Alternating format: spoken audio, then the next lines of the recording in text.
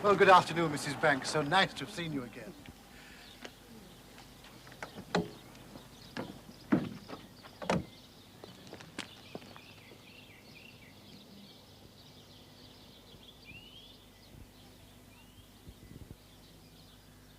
Good afternoon, sir.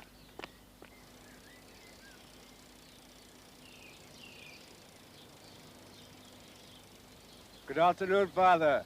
Good afternoon, Michael.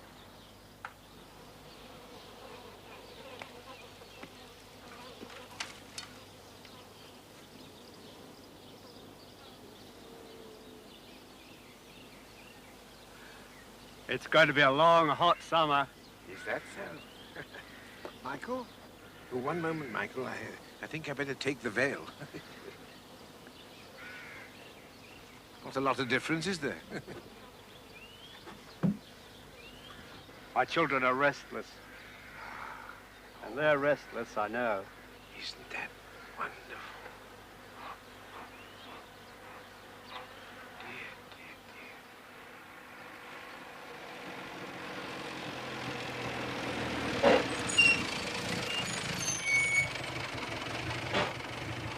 Good afternoon, Mr. Smith. What time would you like me to pick you up? About an hour? About an hour would do very nicely. Fine, I'll be back in about an hour then. How do you like the car? Are you going to buy it? Well, I doubt if I should be allowed to, but I'm going to give it a good try.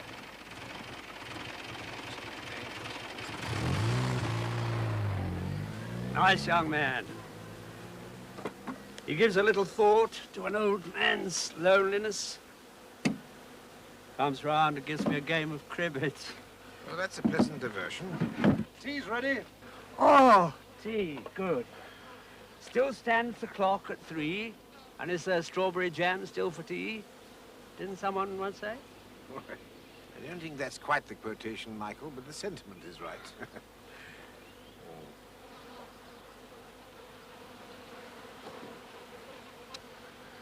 What a wondrous place the universe is.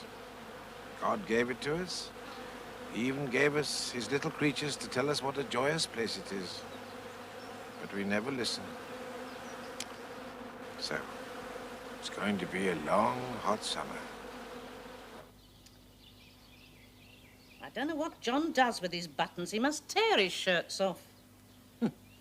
Says here the government are importing Polish eggs, tuppence a dozen. Well, they can't be very fresh by the time they get here. It's the principle. You know what I believe? Buy empire. The colonies were quick enough to help us during the war. Oh, but you can't buy empire eggs. And at tuppence a dozen, they're cheaper than we can buy here. And there are plenty of our customers who'd be glad of cheap eggs. No, you can't buy empire eggs, but you can buy empire butter. And if we let the government buy Polish eggs, before we know where we are, they'll be buying Polish butter.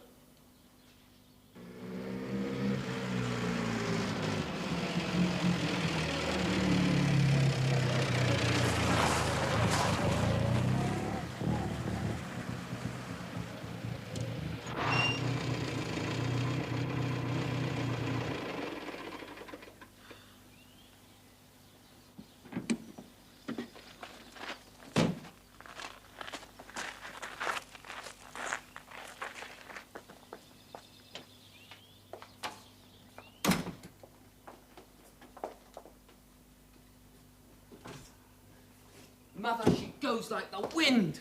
Does it? That's how these dealers get you, young fellas. They'll let you have the model for a week, knowing damn well you want to keep it. But you're not. It's going back tomorrow. Now, Dad, let's think about it. Supposing we said it was meant to be both a birthday and Christmas present. There's nothing wrong with the car we have got. Oh, but Father, that is your car. I mean, surely I am old enough to have a car of my own. You can have a car of your own when you work for a living. Now, I wanted to come into the business with you. It wasn't me that was ashamed. Now, you listen to me, John. Your mother and me want something better for you and Opal. We want you to have the profession of a gentleman. The hours we had to work when we were young. 7:30 in the morning till 8 o'clock at night, and only your Sundays off. And it's not much different in the trade now. But it isn't so easy. To have the profession of a gentleman, you have to be born a gentleman. This isn't America, you know, the land of equal opportunity for all. Look, your mother and me made our own opportunities. Our first shop only took 20 quid a week, And your mother and me lived on it. How many shops we got now, Mother? 12. 12. I appreciate what you're saying, but... Well, you were only doing what your class was expected to do. You want me to do something that my class isn't expected to do. Honestly, have you ever heard of a grocer's son from East Ham becoming a King's Counsel or an Admiral of the Fleet? They wouldn't even give me a commission in the Territorial Army. All I know is you spend far too much money. Oh, Father! I can hardly spend too much money when I hardly have any to spend. I think you might let John have the car. I think he might have what other young men have. We're living in Chisholm now, you know, and it makes him look as if he's a nobody. When we were at East Ham, it didn't matter. All right, John. You can't go on as you are doing. You've always wanted to come into the business. It's the best thing you can do. Father, you don't understand. It's too late for all that now. I've just lost all taste for it. Oh, but John, your father's right. You should think about coming into the business now. Oh, don't worry, Mother. You'll see I'll be a gentleman yet.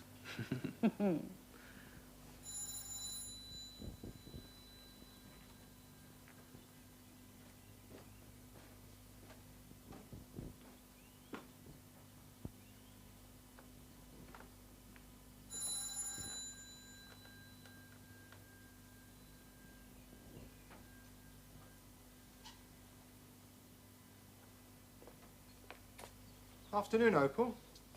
John in? John in? Oh, he's in the drawing room, I think. Is he buying the car? I don't know. You'd better ask him. Thank you very much.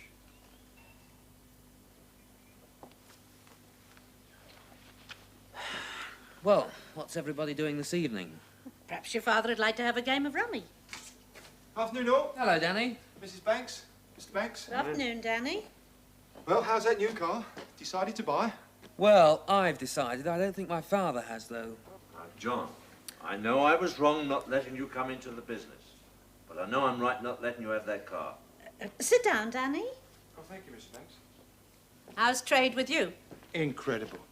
Dad was only saying yesterday he'd never sold so much beer in all his life as he did last week. How about a game of rummy tonight, Danny? Oh, thanks. As long as it's not too early. I can get over about 8:30, 9. Oh, that'll be nice, Danny. Well, have you heard the latest? Oh, Opal's seen another ghost.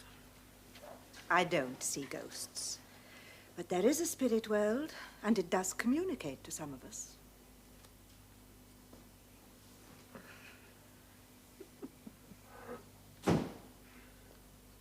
There's a story that Michael Moonshine is in the district. Who's Michael Moonshine? The real-life Bulldog Drummond. Raffles Robin Hood. The most daring jewel thief that ever there was. The Kerensky affair. I remember reading about that. That's right, Mr. Banks. The Grand Duchess Kerensky was cousin to Queen Alexandra and one of the only members of the royal family to survive the Russian Revolution. She had her emeralds stolen whilst actually staying with Queen Alexandra at Sandringham. Yeah, that's it. Sounds a smart fellow. Smart fellow indeed, John. Wherever he went, there was no fingerprints, no footprints. Nobody ever knew who he was. Nobody ever saw him. He just vanished into the night. That's why they called him Michael Moonshine. What started these stories? Well, you know there's been some valuable jewellery stolen in the district recently, Mr. Banks. The police think Michael Moonshine's turned up. Well, if you ask me who it is, it's that secretary of Sir Leopold Pullman's. I saw him this afternoon. He looks quite wicked. Oh, now, Mother, that's prejudice, and you know it. You know perfectly well you wanted me to be Sir Leopold's secretary. But I didn't have the class, you see. What about that chap staying up at Smith's farm? Well, he says he's there to study bee culture. Seems a strange sort of a hobby for a chap like him. You're going up to the farm, aren't you, John? Yes, I'm taking the old boy to see his sister. Well, you can drop me off. I'll have a chat with our friend.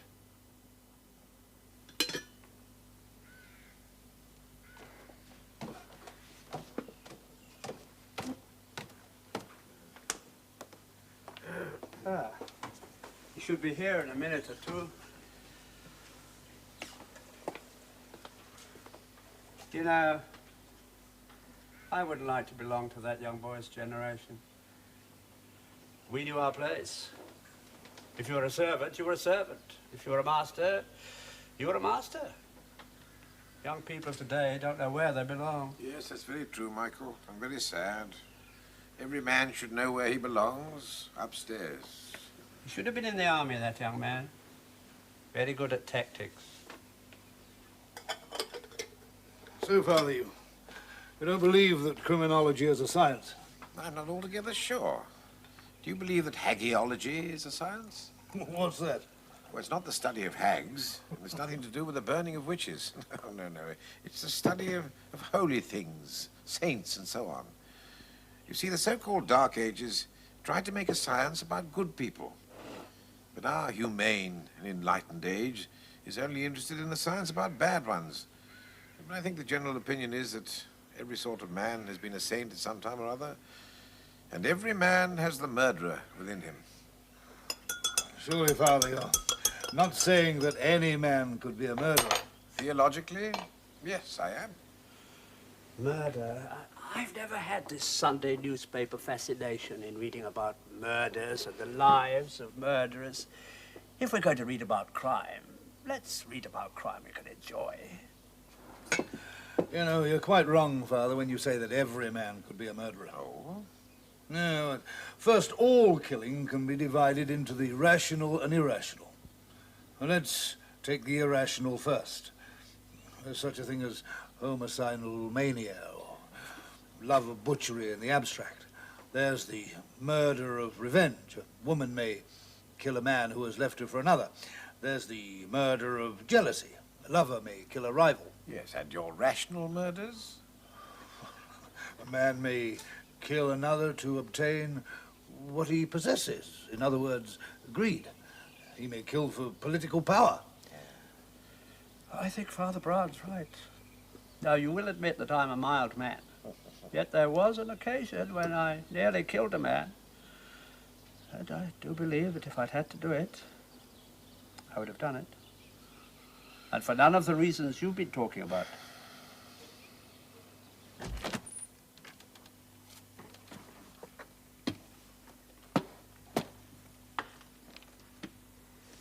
Lady Pullman, may I remind you, you've invited Father Brown to dinner tonight? Yes, I know, Barnard.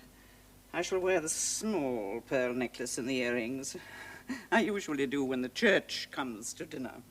Wear nothing. Nothing? No jewelry. Why not? Your social duties are becoming an increasingly expensive luxury. I don't like what I read these days. You never have liked what you have read, dear. Wesleyan, Catholic, Salvation Army, Church of England, Presbyterian. I know you try to be impartial to them all, but don't let these people see what we do have. They expect so much more from you, and I have to give it to them.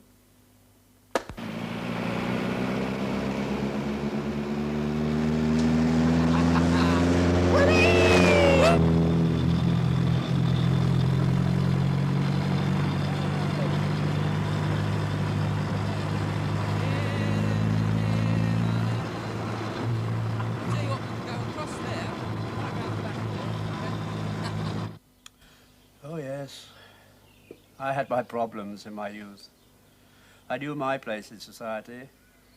I was born on the fashionable side of Belgrave Square. Unfortunately, my father was a gambler. Oh, yes, I had my place in society, but not the money to keep it up. Oh, yes, that'll be the boy now. So don't worry about the farm, Michael. I'll look after everything. Well, I wish you a very pleasant visit to your sister, Michael. Thank you, Father. Thank you. Here we are. Mr. Smith, ready? Yes, I'm quite ready. Jolly Oh, good afternoon, Daniel. Good afternoon, Mr. Smith. Father Brown, I think we have met. Yes, indeed. I see you've been enjoying the pleasures of modern locomotion.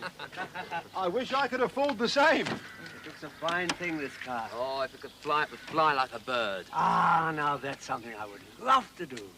go up in one of those airplanes. Well, I'll take you, Mr. Smith. We'll go to Croydon, shall we, and have one of those see London from the air excursions. Don't drive Mr. Smith too fast, young man. This looks like a very fast car to me. Oh. No, Father. You know very well I've often enjoyed a ride in a fast car. At least as fast as they were in those days. Right, all ready. Here we go, then. Let's go.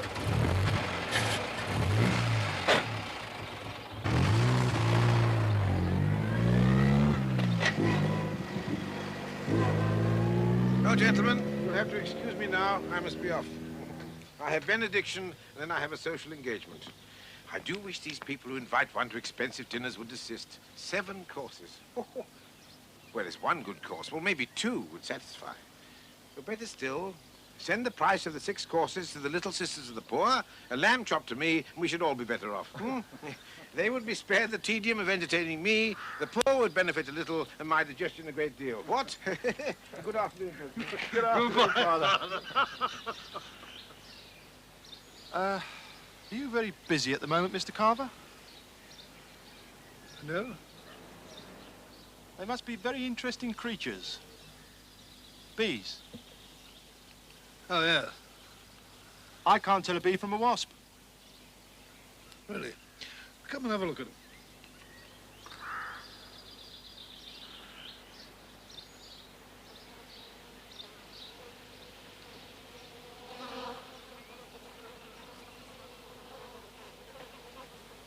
But, don't you find it a quiet sort of hobby? Perhaps I've known more exciting days, and a little peace and quiet is to be enjoyed.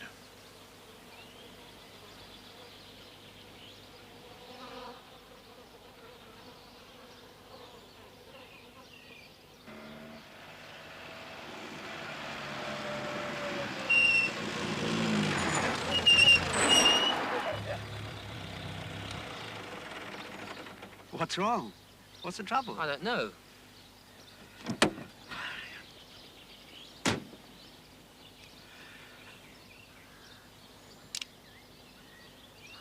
What is it?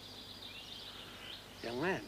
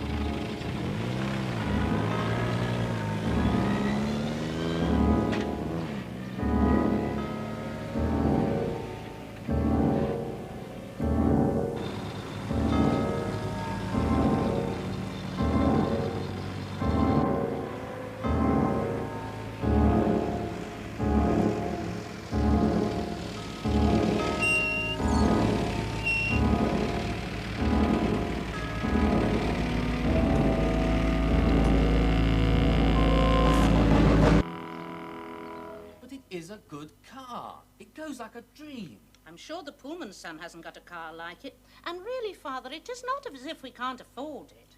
I've said if he wants to come into the business, he can now. Well, there must be something he could find that a gentleman could do. I've always understood that the definition of a gentleman was one who never willingly hurts another. Oh, there are different ways of hurting people. You can wish the best for somebody and still hurt them. Look, can't we have one meal in peace? Are you going to play rummy with us tonight after supper when Danny comes round? Dinner, Mother. The word is dinner.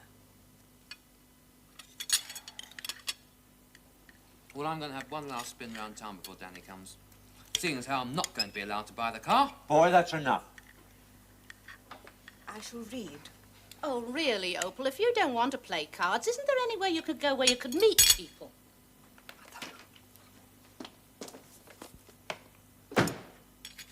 If she'd been given what she wanted years ago, she'd have been married by now. He was quite wrong for Opal. Oh, well, of course, he wasn't a gentleman, was he? Have some more, dear.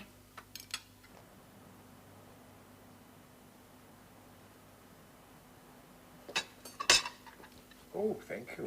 Nice. We always had Father Marney to dinner here twice a year. We are very sorry he is ill. A charming man. Oh, charming. Do you expect to stay in Chisholm long, Father Brown? Well, a month or two. Do you like our little town? Oh, I find it delightful. We are very proud of its history. We're very proud of ours. It was in the reign of Henry VIII that the town was built. It became a town where his courtiers lived. Sir Leopold's title dates from then. Oh, that's interesting. One of Queen Anne's treasurers was a Sir Leopold Pullman. The parish church dates from the 11th century. The tombs are the most interesting in the country. A lot of the early Pullmans are buried there. And one of the sons of Henry II. In those days, there were forests around here. Yes, the church has a lot of history in it, in the churchyard. They say in the reign of Elizabeth, they burned a Catholic. Yes, well, it's a pity the Reformed Church had to bring about so many martyrdoms. Oh, well, you outdid us with your Bloody Mary. Of course, pride in one's religious zeal is almost as great a sin as one's pride in other matters, said Leopold.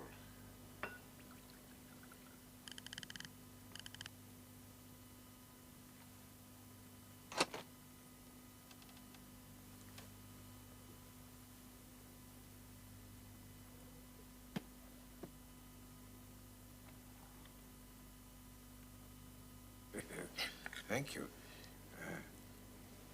No potatoes, thank you. No, thank Really, Father? Isn't it written in the Bible, drink no longer water, but use a little wine for thy stomach's sake, and thine often infirmities? Yes, that's true. St. Paul to Timothy. But in the revelation of St. John the Divine, it is also written, I will give unto him freely he that is athirst of the water of life.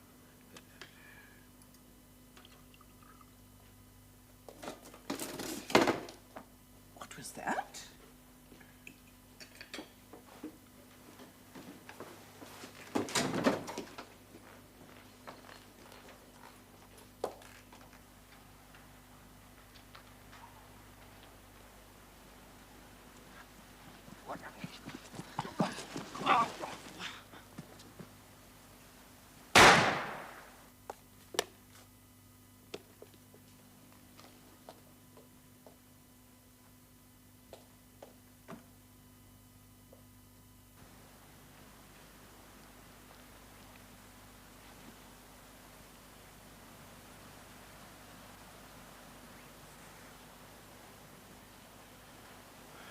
I'm afraid the poor man is dead.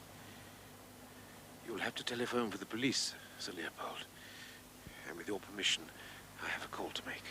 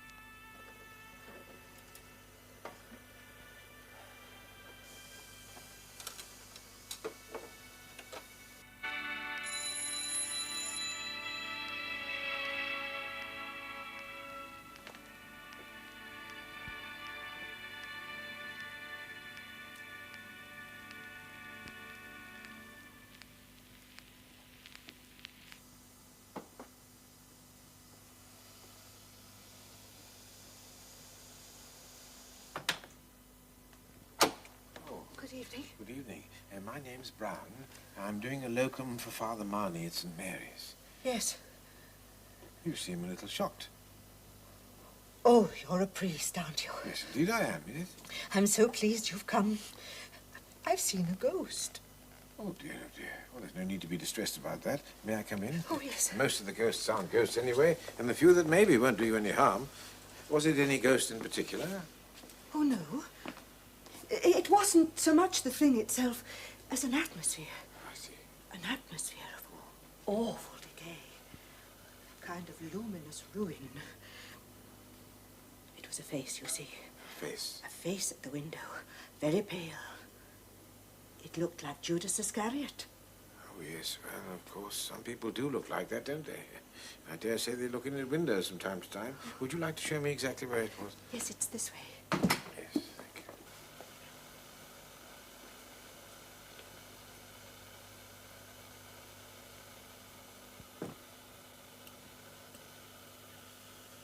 you. It's through here. I was sitting in that chair. That's the window. I was reading. And the face was there. Well, let me have a look. There doesn't seem to be anything at the Hello, moment. Danny. Mother? Oh. This is Father Brown. Mrs. Banks. Oh, yes. Oh, yeah. I'm afraid I'm taking a great liberty with your house. It would appear so. But I think I can explain how this very great liberty may concern you. Oh, yes.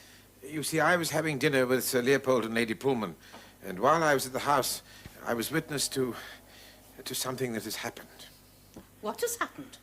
There has been a robbery at Beachwood House, a robbery, and I fear much worse. Lady Pullman's jewels have been stolen, and their secretary, Mr. Barnard, has been murdered. Oh, I am sorry. Uncle, I've made some tea and... Oh, Father Brown. John, Lady Pullman's jewels have been stolen and Mr. Barnard murdered.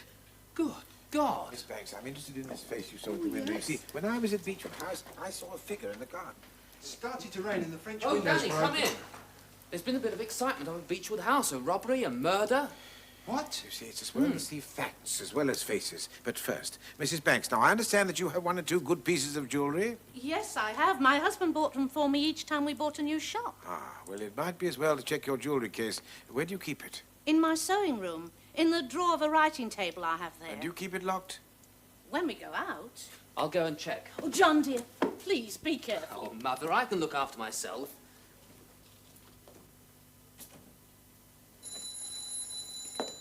I expect that's Danny. Oh, no, Danny's in the drawing room. Listen, Father, there's been a robbery up at Beachwood House. I'm just going to check Mother's jewels.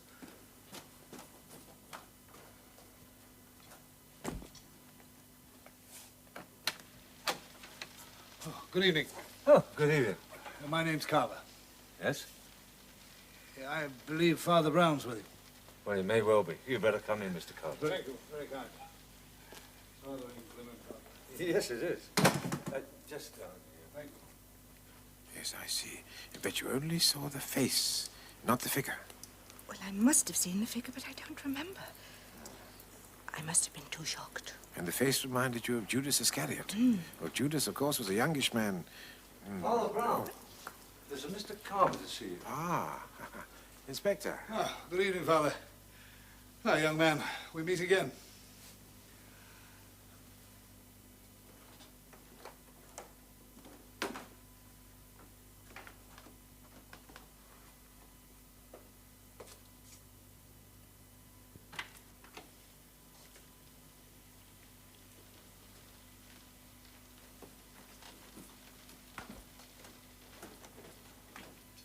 I suppose my presence here does necessitate an explanation. I rather fancy, young man, you suspected me of being an eminent and distinguished burglar. Yes, I did. Yes, well, as you said this afternoon, it's not always easy to tell the difference between a wasp and a bee.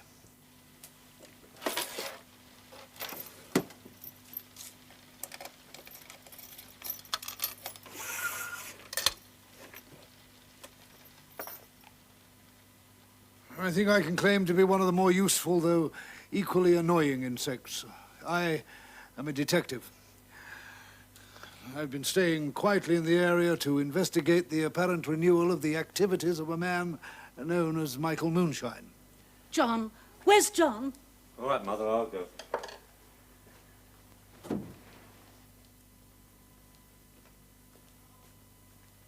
John? John!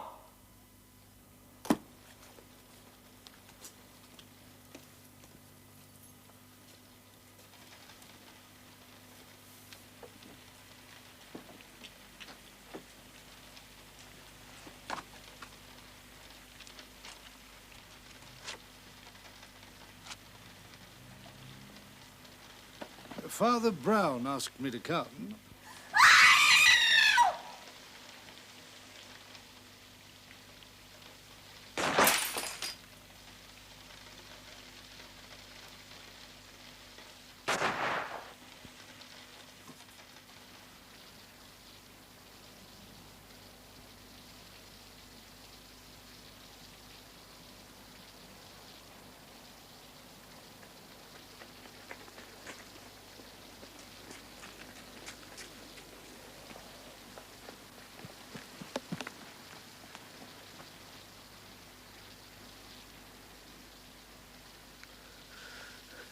I'm sorry. I think I've killed him.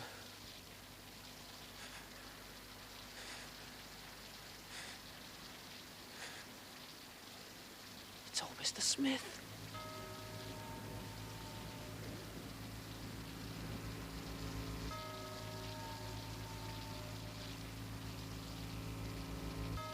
So you came up here, found the writing table drawer open and your mother's jewelry gone?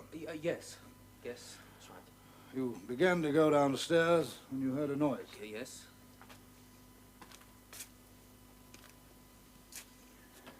The window wasn't open then? No.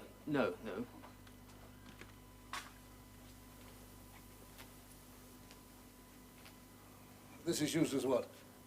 A linen cupboard.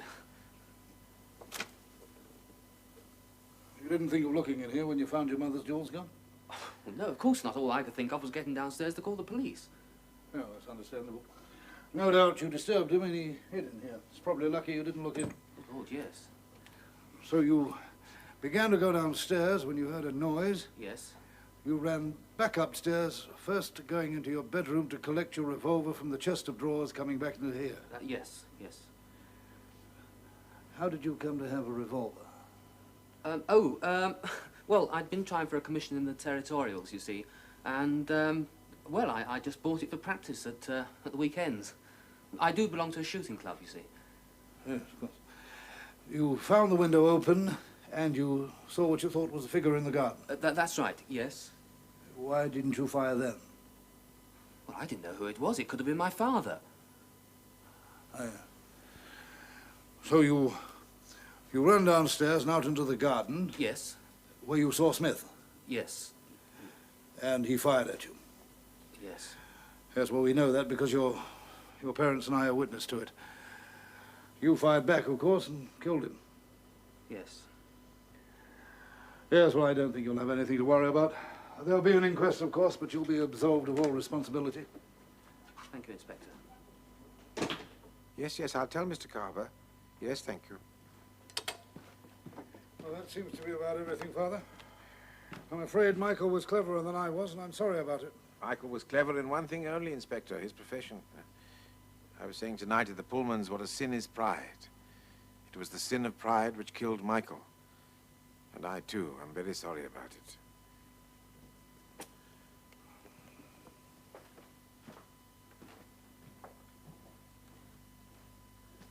They'll say John murdered that man. I know they will.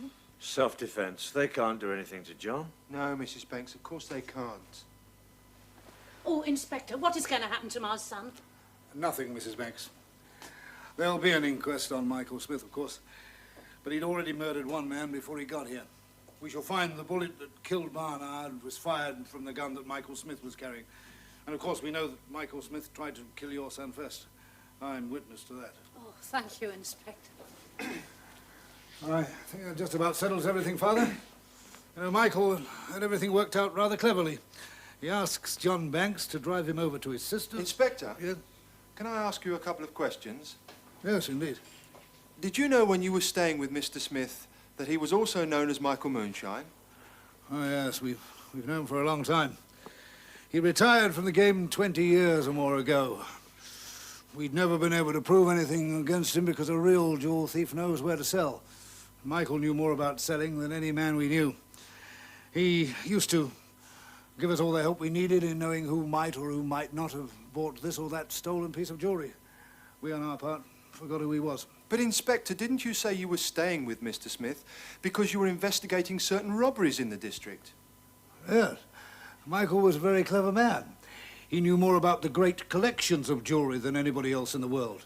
He was helping me to keep an eye open for where our thief would strike next. And it appears to have been Michael Smith himself.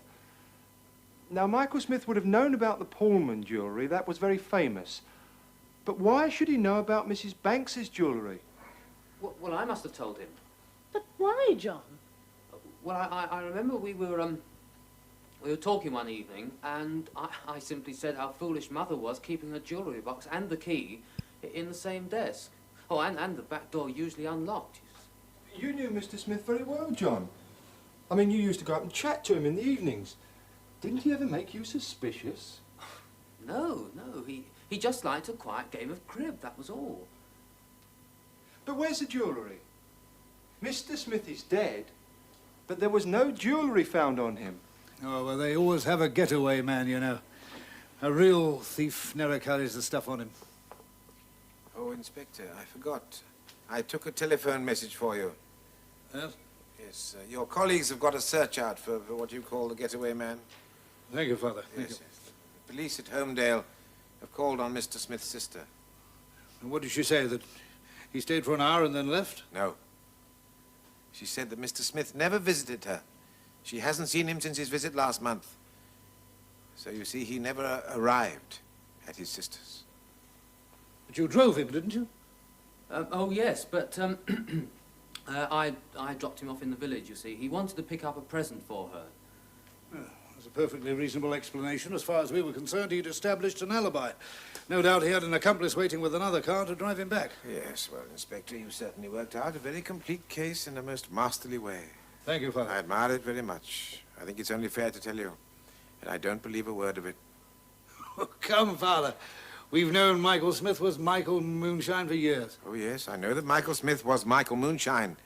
I also know, Inspector, that Michael Smith did not visit Beachwood House tonight. He did not murder Mr. Barnard. He did not rob Mrs. Banks of her jewels. And he did not get shot whilst trying to escape with them. But you saw him at Beachwood House yourself. Miss Banks saw him earlier this evening. I did not see Michael Smith at Beachwood House. And Miss Banks did not see Michael Smith looking in at that window. The man with the beard wasn't Then what was he? But, Father, at Beachwood House you saw the whole thing. And now you've seen the whole thing acted out again here before your very eyes. I've seen a great many things acted out before my very eyes which I didn't believe, Inspector. Well, you're not saying that it is not the man known as Michael Moonshine lying in the garden? Oh, no. Michael Smith is lying in the garden. There's no doubt about that. With due respect to you, Father, what can you know of the matter? Too many people think we know nothing, Inspector, but we do know about people. I met Michael Smith many, many years ago. He confessed with me then, and he's confessed with me again, here in Chisholm. So Michael Smith has confessed to you that he's not going to rob the rich of their jewels again? A man does not necessarily confess his deeds, but his mind. Insofar as a man can know his mind, and I know that when Michael Smith left his garden this afternoon, his mind was like a glass hive full of golden bees. Very pretty, Father Brown. Michael Smith was a notorious criminal. But to say that his reformation was sincere was an understatement. He was one of those great penitents who seem to manage to make more out of penitence than most people can make out of virtue. Oh, yes, I was his confessor. But indeed, it was I who went to him for comfort.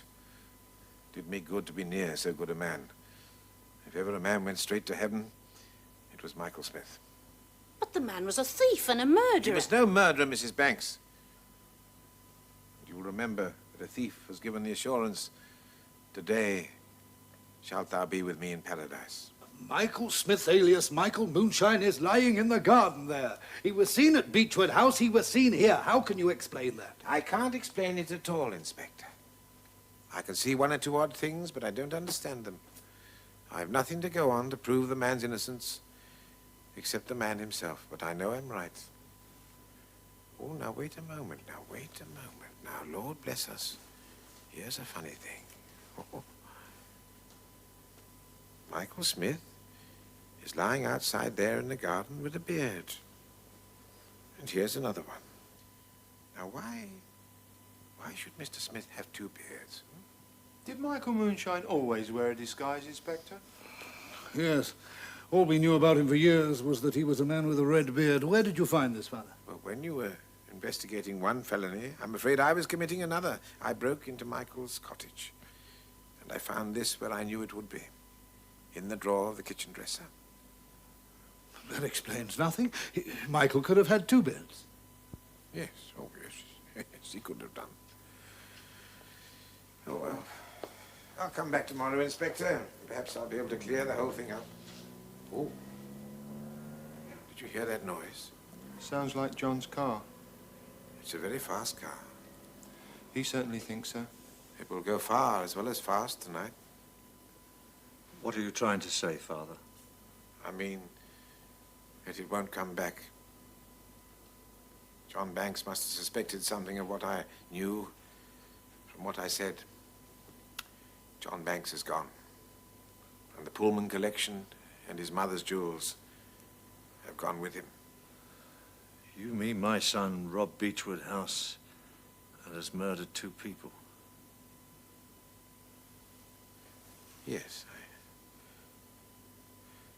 I'm afraid that's what I do mean.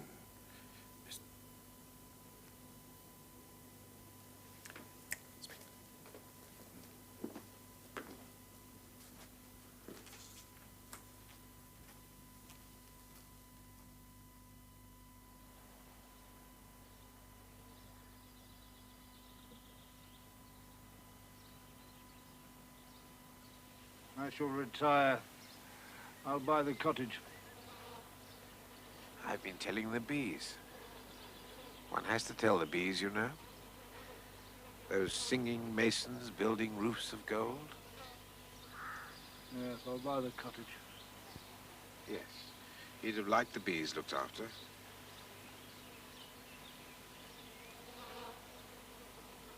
Oh, we've got a search out for him. He'll know where to sell what he's got. Oh, he'll have a week or two, living the life his mother wanted for him. Let's go inside, Father. I've made some tea. Yes.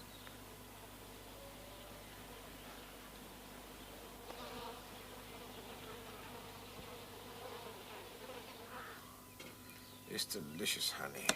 Ah. Well, you see, one sort of stumbles across things, Inspector. And there was this stumbling block right from the very start. I was puzzled by poor old Barnard being shot up at Beachwood House. Now, even when Michael was a master criminal, he'd always insisted, he'd made it a point of vanity, even of honor, that he must succeed without any killing. Thank you. Yes, Michael had never murdered, but of course, there was always the possibility that that sort of thing could happen. Yes, that's true. Now, when I was at the house, I only saw this figure with a red beard. But I noticed how quickly, how swiftly it moved. And, of course, Michael was no longer a young man. Yes, I must admit, that point did escape me. Could Michael have leapt from the bedroom window as John Banks did? Ah, precisely. Now, when I committed the felony and broke into poor Michael's room here and found his beard, I also found these, Inspector.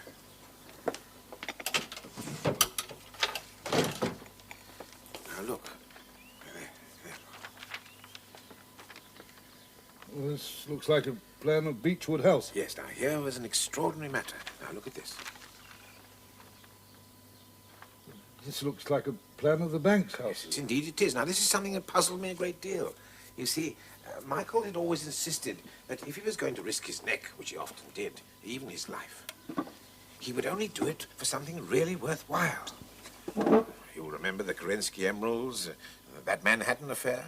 Now, why should Michael plan to rob poor Mrs. Banks of her jewels, which at the most could only be worth a few £100? Well, last night, the truth began to dawn on me by reason, which I already knew by instinct. Obviously somebody had manufactured a second beard and placed it on poor Michael's body as it lay in the Banks' garden. How did you know it was John Banks? If Michael had a weakness, Inspector, it was his pride. It was his vanity. And you must remember that he pulled off some of the most daring exploits of the century. Now, he liked to talk about these, as old men like to talk. And he talked to John Banks. And as he talked, he dreamed. Dreamed a little about planning new exploits, about which he only meant to dream, no doubt. But he planned them with John Banks. And John Banks carried them out, having first murdered Michael Smith. An outrageous murder, and I think I can tell you exactly how it was done. Yes, but why did John Banks do it? Well, to me, John Banks belongs in the middle social world. He has neither the gentleman's traditions nor the trade unionist's class loyalty. His parents no longer wanted him to belong to the class from which they came, and he was unable to join the other. What about the other robberies in the district? Were they John Banks too? No.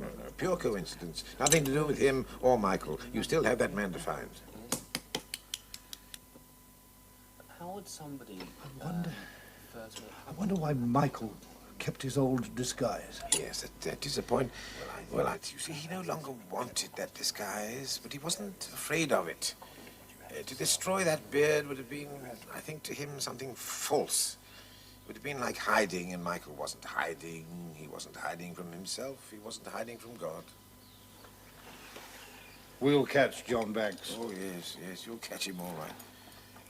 As I said earlier, he'll know where to sell what he's got. Michael will have taught him that, but he will not know the important thing that Michael knew, how to disappear.